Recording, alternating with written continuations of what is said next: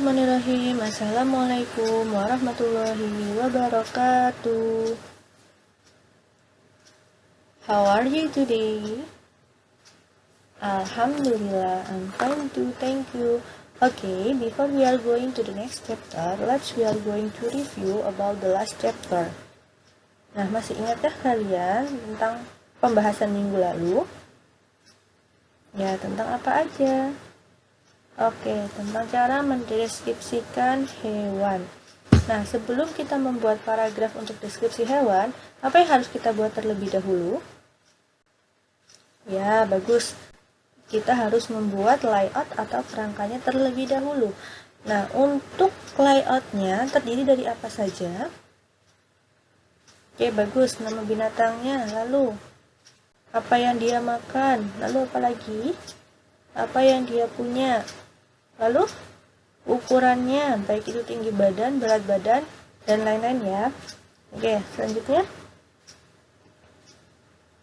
usia hewan bisa bertahan hidup. Bagus. Oke, sekarang kita akan belajar tentang simple past tense dan present perfect tense. Nah, yang pertama kita akan membahas tentang simple past tense. Apa itu simple past tense? Ada yang tahu? Oke, Ustazah akan jelaskan ini. Simple past tense adalah pola kalimat yang digunakan untuk menyatakan kejadian yang terjadi di masa lampau dan telah berakhir di masa lampau. Jadi, simple past tense ini biasa digunakan untuk pernyataan kejadian yang ada di masa lalu dan berakhir pula di masa lalu, seperti itu ya. Nah, selanjutnya kita akan membahas tentang time signal atau keterangan waktu dari simple past tense. Nah, jadi time signal ini salah satu ciri agar kita bisa membedakan dia termasuk simple past tense, present perfect tense, atau yang lainnya. Apa aja time signal atau keterangan waktunya? Yaitu ada yesterday, yang artinya kemarin, this morning, pagi ini, last week, akhir minggu kemarin, last year, akhir tahun kemarin, 1 years ago, 1 tahun yang lalu, titik-titik ago. Nah, titik-titik ago ini bisa 2 years ago, 2 weeks ago. Jadi ago ini artinya adalah yang lalu. Seperti itu ya. Nah, oke. Formulanya untuk membuat simple past tense itu terdiri dari subjek. Nah, subjek ini terdiri dari I, you, we, they, he, she, it, dan nama. Contohnya di sini adalah Aureli. Nah, itu bisa nama itu bisa Jones, bisa Denny, bisa Cantika, bisa Muhammad atau siapapun, yang penting itu termasuk nama orang ya. Selanjutnya ada verb to. Verb to itu adalah kata kerja bentuk kedua. Ya. Jadi kalau di bahasa Inggris itu ada kata kerja bentuk pertama, kata kerja bentuk kedua, dan kata kerja bentuk ketiga. Nah, untuk simple past tense itu menggunakan kata kerja bentuk kedua. Contohnya di sini ada go. Nah, go ini termasuk kata kerja pertama ya. Dan when itu adalah kata kerja keduanya. Jadi go kata verb 1 dan when adalah verb 2. Selanjutnya ada play sebagai verb satunya, lalu played itu sebagai verb 2-nya. Setelah ada subjek, ada kata kerja kedua, ada verb 2, lalu ada objek atau complement. Itu objek atau pelengkap. Contohnya di sini bread dan football. Selanjutnya kita akan membahas tentang regular dan irregular verb. Apa itu regular dan irregular verb? Ya, regular verb adalah kata kerja beraturan, sedangkan irregular verb adalah kata kerja tidak beraturan. Nah, apa bedanya? Nah, bedanya kita lihat di kolom regular verb ya. Kita lihat di nomor 1 sampai nomor 5. Perhatikan di verb 1, verb 2, dan verb 3-nya. Di situ mereka mempunyai tulisan yang sama.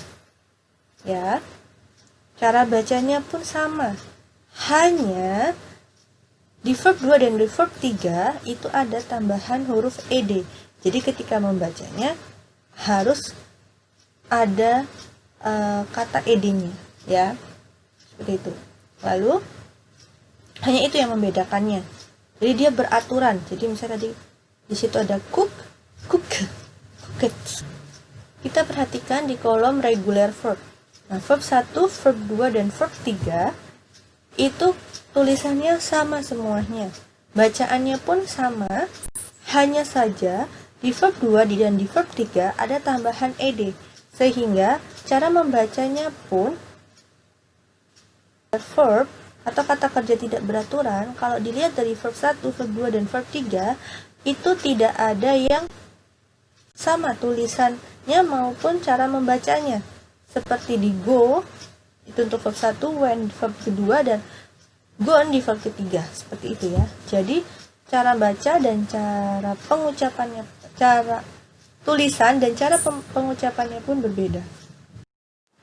Nah, selanjutnya kita akan membahas tentang positif, negatif, interrogative sentence ya.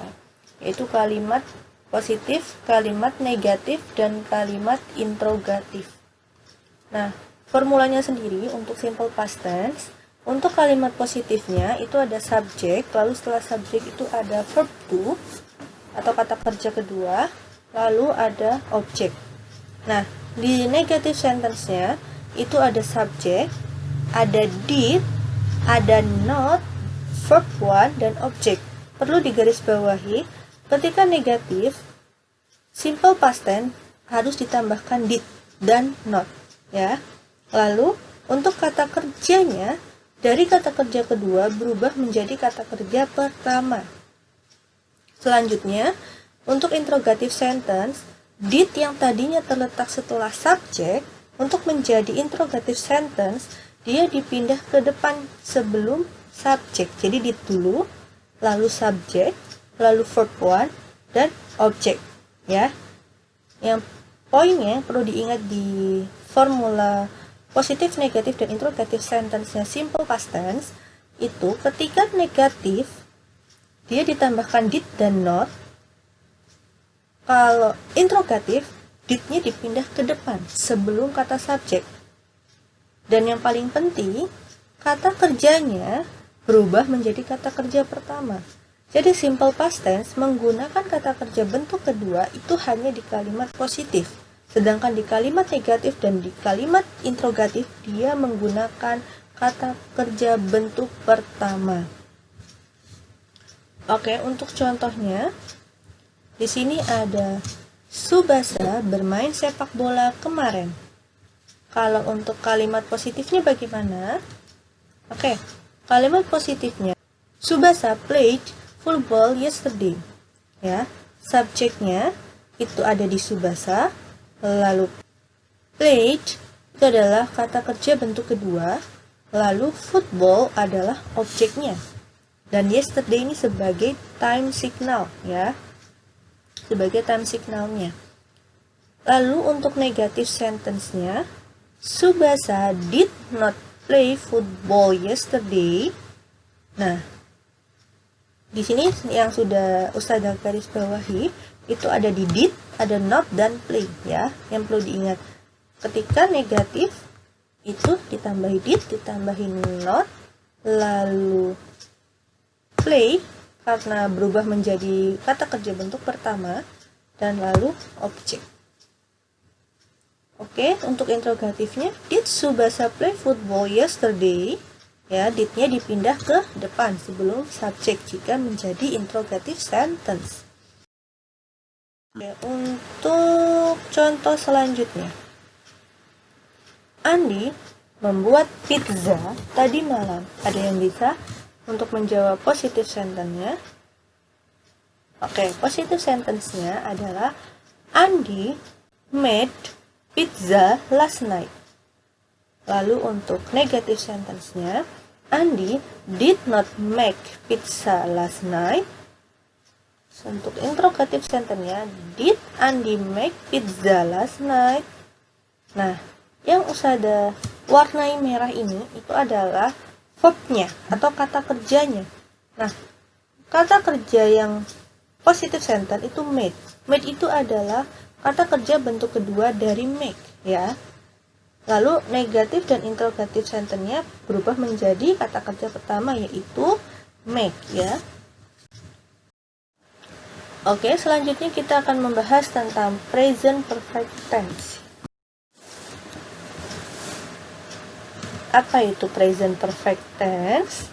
Mari kita bahas bersama. Present perfect tense berfungsi untuk menyatakan pengalaman yang terjadi pada suatu waktu. Contohnya adalah she has gone to Bali. Dia telah pergi ke Bali, ya. Untuk yang kedua, mengungkapkan kejadian yang pernah diulang. Jadi untuk menyatakan kejadian yang pernah kita ulangi, atau jadi kejadian itu tidak hanya satu kali, tapi bisa berulang-ulang, seperti itu. Dan yang ketiga, mengungkapkan kejadian atau aksi yang dimulai sejak lama atau lampau. Contohnya, Dinda has written 3 letters this week. Dinda telah menulis 3 surat di minggu ini. Lalu, jika kita menggunakan for, itu kita bisa tambahkan durasi waktu. Contohnya di sini adalah I have lived here for 3 years. Saya tinggal di sini untuk 3 tahun, ya. Lalu, kalau kita menggunakan since, itu ditambahkan waktu tertentu. Contoh,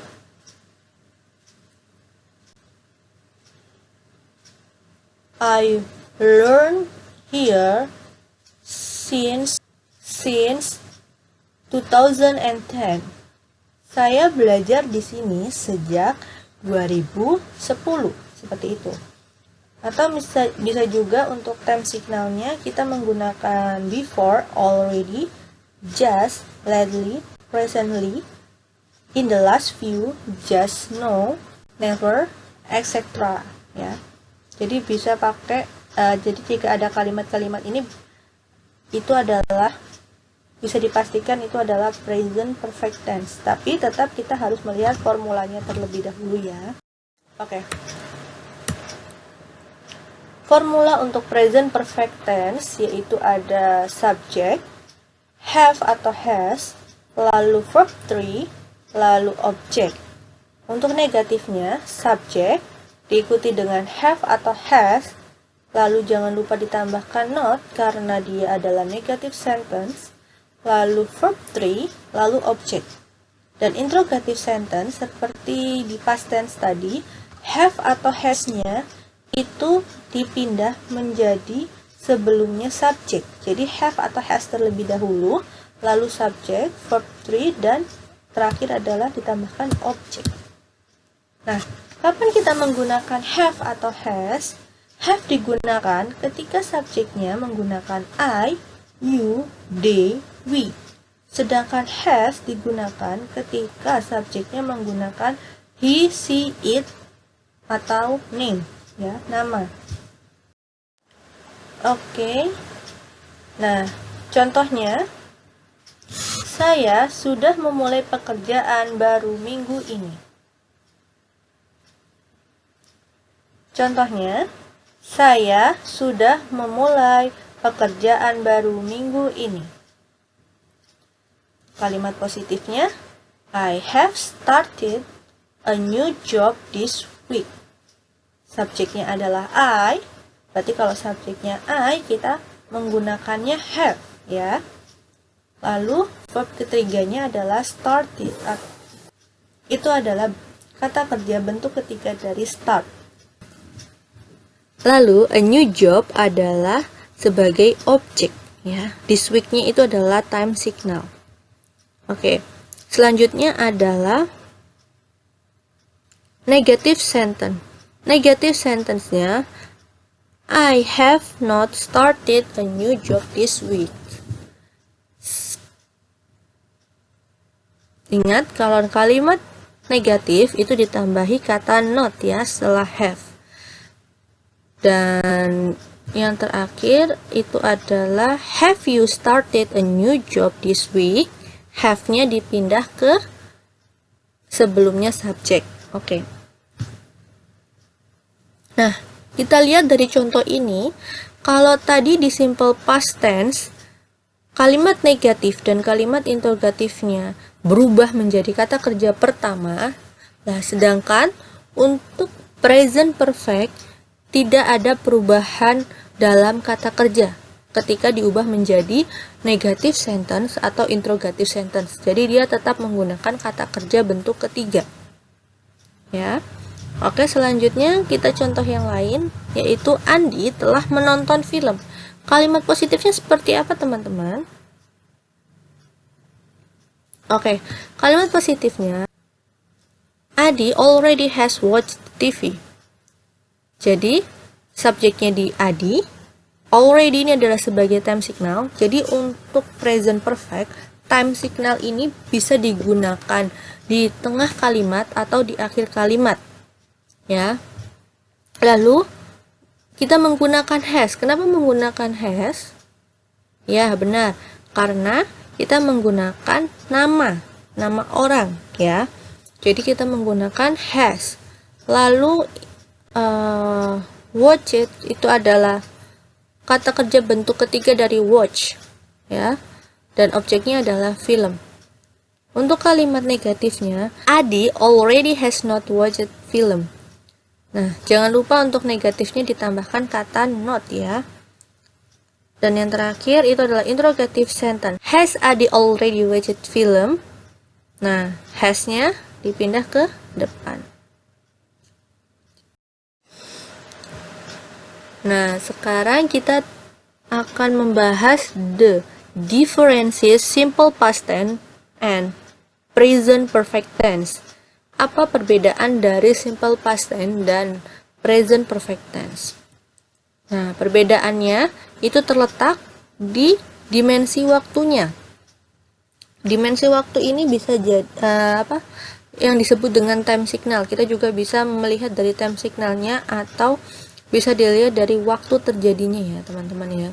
Untuk simple past tense menjelaskan sesuatu yang sudah lewat di masa lampau. Untuk present perfect tense itu menjelaskan sesuatu yang sudah terjadi di masa sekarang. Nah, memang terdengar sangat mirip, ya, yang sudah lewat di masa lampau dan sudah terjadi di masa sekarang. Mirip, ya. Tapi keduanya itu berbeda, teman-teman. Saat kita menggunakan simple past tense, kita menjelaskan sesuatu yang tidak ada kaitannya di masa sekarang. Jadi kejadiannya itu sudah di masa lalu atau sudah lampau, tapi tidak ada kaitannya dengan masa sekarang, ya. Sedangkan untuk present perfect itu menjelaskan tentang sesuatu yang terjadi di masa lalu tetapi masih ada kaitannya di masa ini. Ya. Nah, contohnya kita bisa lihat di sini. He worked with me for nearly 3 years. Ya, yang artinya dia bekerja dengan saya selama hampir 3 tahun. Di sini mengartikan bahwa dia tidak bekerja di sini sekarang. Jadi, ketika simple past tense itu adalah kejadiannya sudah lampau, tapi tidak ada kaitannya. Karena apa tidak ada kaitannya? Kalau menurut contoh yang di sini, itu dia sudah tidak lagi bekerja di situ. Berarti sudah tidak ada kaitannya dengan masa sekarang, ya. Lalu untuk present perfect tense, he has worked with me for nearly 3 years. Dia telah bekerja dengan saya selama 3 tahun. Ya. Berarti dia di sini menunjukkan bahwa dia masih bekerja di tempat itu. Nah, berarti kalau present perfect karena dia masih bekerja, berarti masih ada kaitannya di masa sekarang, ya. Oke, contoh selanjutnya. He submitted my resignation letter yesterday. Saya mengirimkan surat pengunduran diri kemarin. Nah, sedangkan untuk present perfect tense-nya, I have already submitted my resignation letter. Saya sudah mengirimkan surat pengunduran diri. Oke. Selanjutnya kita membahas tentang tugasnya, ya. Nanti tugasnya akan Ustazah kirim di grup kelas masing-masing. Untuk pengerjaan tugas jangan lupa disertakan nama, kelas, dan nomor absen ya teman-teman ya. Oke, di sini ada 10 soal, 5 soal untuk simple past tense dan 5 soal lagi untuk present perfect tense. Di soal ini, kalian cukup mengubah kalimat yang sudah Ustazah tulis di nomor 1 sampai nomor 10 ini ya, merubah menjadi kalimat positif, negatif, interrogatif dari simple past tense dan present perfect tense. Nah, supaya tidak bingung, kalian perhatikan untuk kata-kata yang ada di dalam kurung. Nah, kata-kata yang ada di dalam kurung ini itu adalah verb atau kata kerja. Jadi, kalian harus merubah, misalnya kalimat positif ya, kalian harus merubah si tanda kurung ini menjadi kata kerja yang dibutuhkan oleh simple past tense dan present perfect tense ya. Jangan lupa untuk ditambahkan tadi did atau have atau has-nya ya. Letaknya untuk misalnya untuk simple past tense itu pakai apa, untuk present perfect tense itu pakai apa. Seperti itu ya. Untuk tugasnya terakhir mengumpulkan di hari Rabu depan ya. Terakhir mengumpulkan hari Rabu depan. Oke? Nah, selamat mengerjakan teman-teman. Thank you for your attention. Thank you for listening about this materi. Okay, see you next time. Okay, wassalamualaikum warahmatullahi wabarakatuh.